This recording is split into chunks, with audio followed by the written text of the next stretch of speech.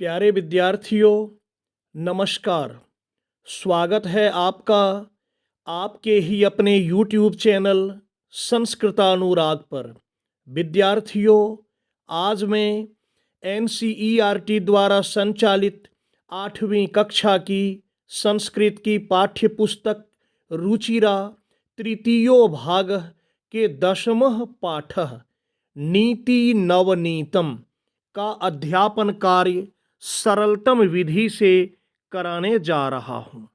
यह पाठ आपकी आगामी परीक्षाओं के दृष्टिकोण से काफ़ी महत्वपूर्ण है। अतः यदि आप इस पाठ को अच्छी तरह से समझकर इसका अभ्यास कर लेते हैं तो आपको आपकी आगामी परीक्षाओं में काफ़ी सुविधा होगी। तो प्रस्तुत है 8वीं कक्षा का यह 10वां पाठ नीति नवनीतम। विद्यार्थियों, पाठ का शीर्षक है नीति नवनीतम। नवनीत का अर्थ होता है मक्खन और नीति अर्थात उपदेशात्मक या उपदेश रूपी मक्खन। यह पाठ मनुस्मृति नामक ग्रंथ से लिया गया है और मनुस्मृति से कुछ श्लोकों का संकलन कर यहाँ आपके लिए प्रस्तुत किया गया है। देखिए, पहला श्लोक। अभिवादनशीलस्य नित्यं वृद्धोपसेविनः चत्वारि तस्य वर्धन्ते आयु विद्या यशो बलम। कहा जा रहा है कि नित्यम वृद्धोपसेविनः, नित्यम अर्थात रोज, वृद्ध उपसेविनः नित्य या रोज अपने से बड़े और बूढ़ों का अभिवादन करने से, उनको मान सम्मान देने से, उनका सेवा सत्कार करने से चत्वारि तस्य वर्धन्ते, 4 चीजें बढ़ती हैं। क्या क्या? आयु विद्या यशो बलम अर्थात आयु, आयु मतलब उम्र, विद्या यश और बल।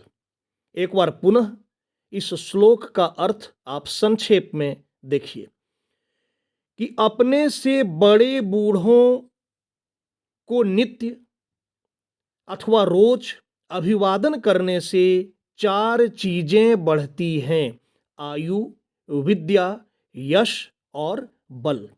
दूसरा श्लोक। यम माता पितरौ क्लेशम सहेते संभवे नृणाम नो तस्य निष्कृतिः शक्या कर्तुम वर्ष शतेः रपि। यम माता पितरौ, जो माता पिता या माता पिता क्लेशम सहेते संभवे नृणाम, मनुष्यों के जन्म के समय माता पिता जब अपने संतान को जन्म देते हैं तो जन्म के समय माता पिता जो क्लेश या कष्ट को सहते हैं, नो तस्य निष्कृति शक्या, उस कष्ट की आप निष्कृति, उस कष्ट का निवारण या उस कष्ट के बदले आप कुछ भी करके 100 वर्षों में भी पूरा नहीं कर सकते।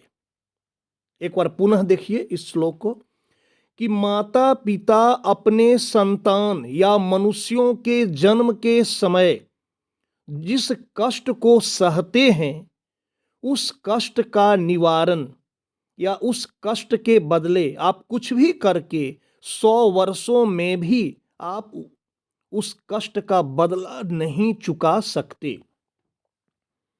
अर्थात माता पिता अपने संतान को जो जन्म देते हैं उसमें वो जो कष्ट को सहते हैं, उस कष्ट की बराबरी आप कुछ भी करके सैकड़ों वर्षों में भी पूरा नहीं कर सकते।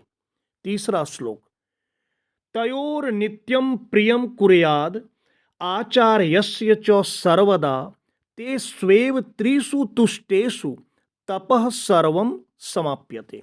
तयोर नित्यम, तयो अर्थात माता पिता, नित्यम रोज, प्रियम कुर्याद आचार्यस्य, कहता है उन दोनों को, तयोः माता पिता को, और आचार्यस्य, आचार्य कहते हैं गुरु को, शिक्षक को, अपने माता पिता और गुरु का हमेशा सत्कार करना चाहिए, प्रिय करना चाहिए, अच्छा करना चाहिए।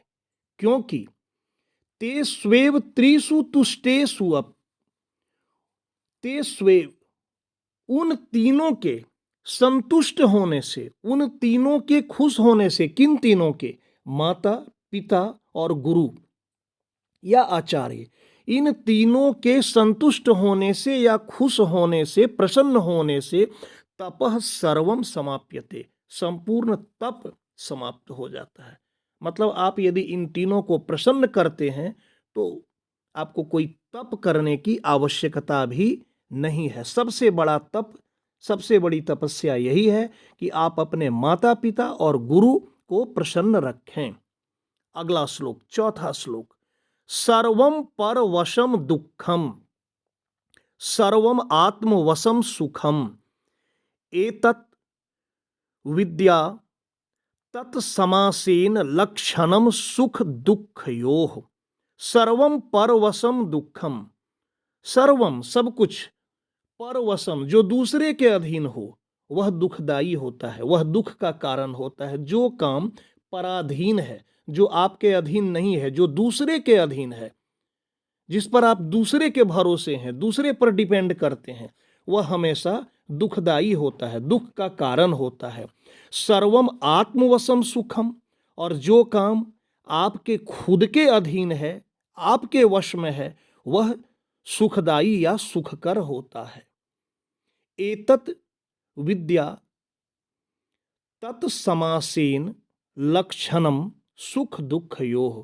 संक्षेप में, समासेन, समास कहते हैं संक्षेप को, समास में, संक्षेप में, समासेन, संक्षेप में सुख और दुख का यही लक्षण कहा गया है। क्या सुख और दुख का लक्षण?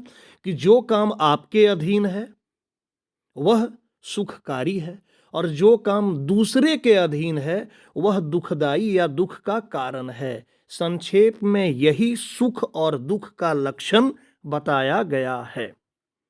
अगला श्लोक, पांचवां श्लोक, यत कर्म कुर्वतो अस्य स्यात् परितोषो अंतरात्मनः तत्प्रयत्नेन कुर्वीत विपरीतम तु वर्जयेत।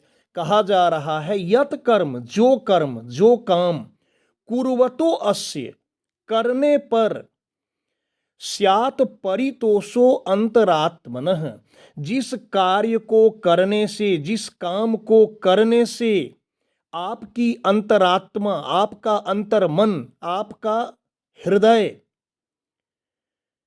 प्रसन्न होता है, या जिस कार्य को करने से आपकी अंतरात्मा को संतुष्टि मिलती है, आपको प्रसन्नता मिलती है, तत्प्रयत्नेन कुर्वीत, उस कार्य को यत्न पूर्वक करना चाहिए।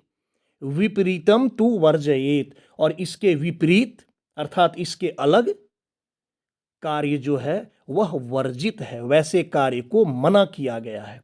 पुनः एक बार संक्षेप में देख लीजिए, जिस कार्य या जिस काम को करने से आपकी अंतरात्मा खुश होती है, आपको आत्मिक संतुष्टि मिलती है, आपका अंतर्मन प्रसन्न होता है, उस कार्य को यत्न पूर्वक करना चाहिए। और इसके विपरीत कर्म, विपरीत कर्म अर्थात जिस कार्य को करने से आपका अंतर्मन प्रसन्न नहीं होता है, आपको खुद खराब लगता है, अपने आप में लगता है खराब कि नहीं ये काम सही नहीं है, तो वैसे कार्य को शास्त्रों में वर्जित कहा गया है, अर्थात वैसा कार्य नहीं करना चाहिए। अब देखिए छठा श्लोक, दृष्टिपूतम न्यसेत पादम वस्त्रपूतम जलम पिबेत सत्यपूताम वदेद वाचम मनःपूतम समाचरेत। दृष्टिपूतम, आंखों से अच्छी तरह से देखकर पैर को रखना चाहिए। न्यसेत, रखिए, पादम, पैर को। दृष्टिपूतम, आंखों से अच्छी तरह से देखकर पैर को रखना चाहिए। जब आप चलते हैं तो ठीक से देखकर कदम को रखना चाहिए। वस्त्रपूतम जलम पिबेत, और पानी को कपड़े से छान कर पीना चाहिए। यह चूंकि बहुत पुराना श्लोक है इसलिए कहा गया। आजकल पानी को छानने की कई मॉडर्न टेक्नोलॉजी आ गई है। तो कहने का मतलब यदि पानी गंदा है तो प्राचीन जमाने में, पुराने जमाने में, जब ये मॉडर्न टेक्नोलॉजी नहीं हुआ करता था, अत्याधुनिक सुविधाएं नहीं होती थी, उस समय लोग कपड़े से पानी को छानकर पीते थे। इसलिए ऐसा कहा गया कि वस्त्र पूतम जलम पिबेत, पानी को कपड़े से छानकर पीना चाहिए। और सत्य पूताम वदेद वाचम, सत्य का अनुसरण करते हुए, सत्य का आश्रय लेते हुए वाणी बोलना चाहिए। आप जो भी बोलें सत्य का सहारा लेकर, सत्य का अनुसरण करते हुए। कहने का तात्पर्य है सत्य वचन बोलना चाहिए। और मनः पूतम समाचरित, मन में सोच समझकर दूसरों के साथ अच्छा आचरण करना चाहिए। कहने का मतलब यह है कि जैसा आचरण आपको अपने मन में अच्छा नहीं लगे, आपको खुद के लिए अच्छा नहीं लगे कि नहीं ऐसा आचरण नहीं करना चाहिए, तो वैसा आचरण आप दूसरों के साथ भी न करें। एक बार पुनः संक्षेप में इस श्लोक का अर्थ। आंखों से अच्छी तरह से देखकर पैर को रखना चाहिए, पानी को कपड़े से छान कर पीना चाहिए, सत्य का आश्रय लेकर या सत्य का अनुसरण करते हुए वाणी बोलनी चाहिए, बोली बोलना चाहिए, और मन का सहारा लेकर अपने मन में जो अच्छा लगे वैसा ही आचरण दूसरों के साथ करना चाहिए। मन में अच्छी तरह से सोच विचार कर, सोच समझ कर दूसरों के साथ अच्छा आचरण करना चाहिए। तो ये था आज का पाठ। बहुत ही अच्छा उपदेशात्मक श्लोक थे। शब्दार्थ दिए गए हैं, इन शब्दार्थों को आप अच्छी तरह से देख लेंगे। इसका अर्थ जो दिया हुआ है आप याद भी कर लेंगे तो अच्छा होगा। अब प्रश्नोत्तर की बारी है, अभ्यास कार्य। तो प्यारे विद्यार्थियों, मैं आपको यहाँ यह बता देना चाहता हूँ कि इस पाठ का अभ्यास एवं प्रश्नोत्तर कार्य मैं आपको अगले वीडियो में लिखित रूप में प्रस्तुत करूँगा आपके लिए, ताकि आपको लिखने में या समझने में किसी प्रकार की कोई कठिनाई नहीं हो, आप अच्छी तरह से समझ सकें और आप अच्छी तरह से लिख भी सकें, त्रुटि रहित आप लिख सकें, किसी भी प्रकार की आपको कोई कठिनाई नहीं होगी, ऐसा मेरा प्रयास रहता है। तो प्यारे छात्रों, अगर आपको आज का मेरा यह वीडियो पसंद आया हो तो कृपया इसे आप लाइक, कमेंट एवं शेयर करके मुझे प्रोत्साहित करने का कार्य करें, ताकि आगे आपके लिए मैं और भी बेहतर एवं उपयोगी वीडियो बनाने का कार्य करता रहूं। साथ ही मेरे इस चैनल संस्कृतानुराग को यदि आप अब तक सब्सक्राइब नहीं किए हैं तो इसे आप अवश्य सब्सक्राइब कर लें एवं नोटिफिकेशन को भी ऑन कर लें, ताकि मेरे द्वारा इस चैनल पर अपलोड किए गए प्रत्येक वीडियो की सूचना सर्वप्रथम आपको प्राप्त हो सके। तो आज के लिए इतना ही। सबों को मेरी ओर से बहुत बहुत धन्यवाद।